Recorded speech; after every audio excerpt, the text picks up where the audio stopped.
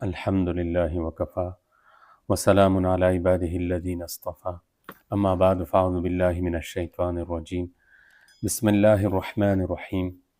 ماہ رمضان کا پہلا عشرہ چل رہا ہے اور یہ پہلا عشرہ رحمت کا عشرہ ہے۔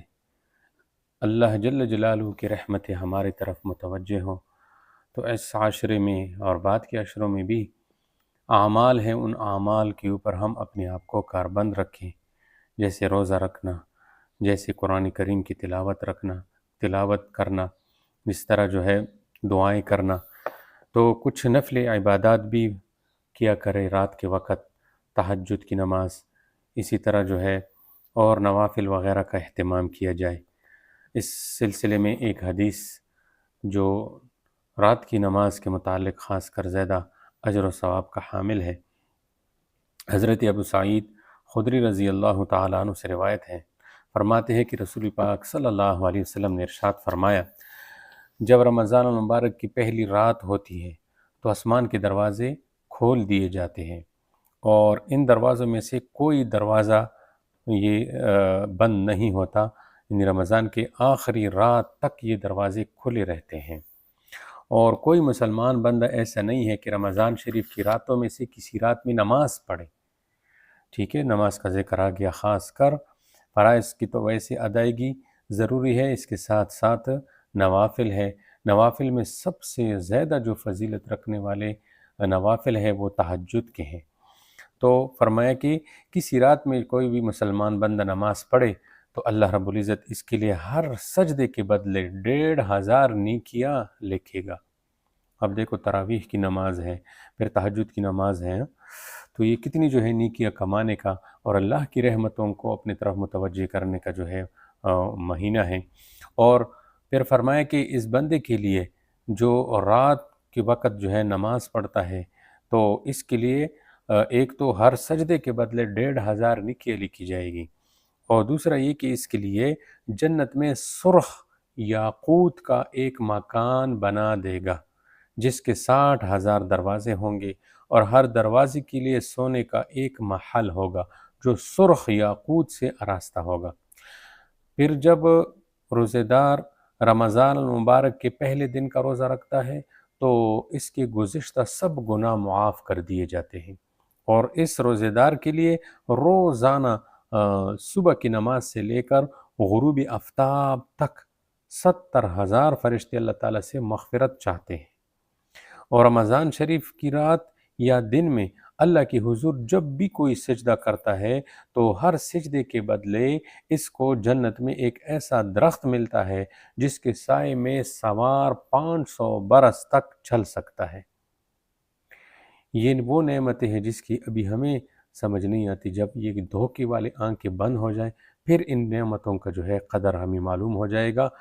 تو رمضان مبارک میں ہر سجدے کے بدلے دیکھو 1500 نیکیاں ملتی ہے، اور جنت میں سرخ رنگ کی یاقوت کا ایک محل بنایا جاتا ہے جس کے 60,000 دروازے ہوں گے، اور ہر دروازے کے اور ہر روزہ دار کے لیے پچھلے گناہ اس رمضان میں اللہ رب العزت معاف کر دیتے ہیں۔ اس کے لیے روزانہ سے صبح سے شام تک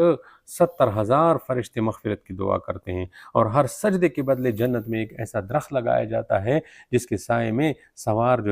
500 سال تک چل سکتا ہے۔ تو اس عظیم ثواب کو حاصل کرنے کے لیے ماہ رمضان میں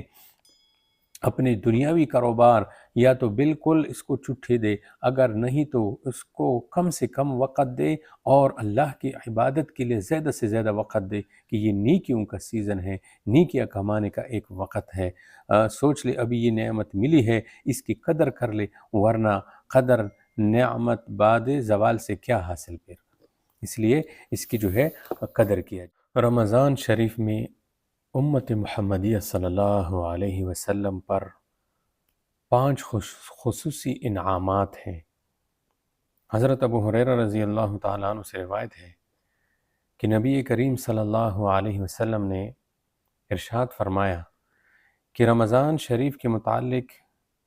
میری امت کو خاص طور پر 5 چیزیں دی گئی جو پہلی امتوں کو عطا نہیں کی گئی تھی۔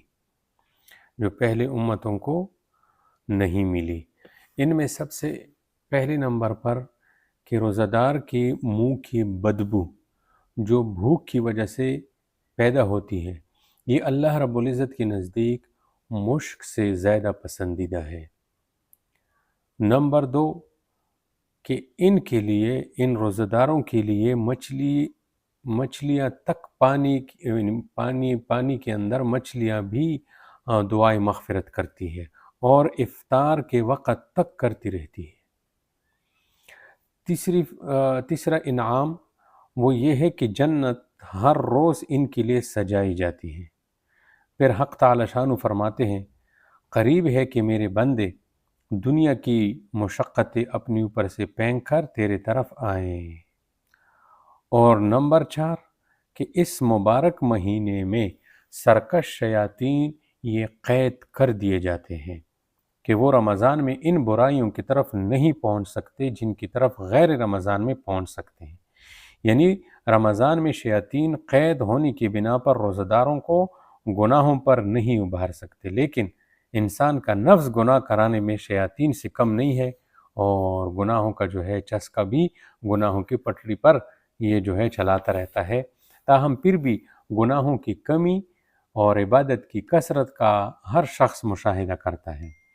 اور 5واں انعام کہ رمضان کی آخری رات میں روزہ داروں کے لیے مغفرت کر دی جاتی ہے۔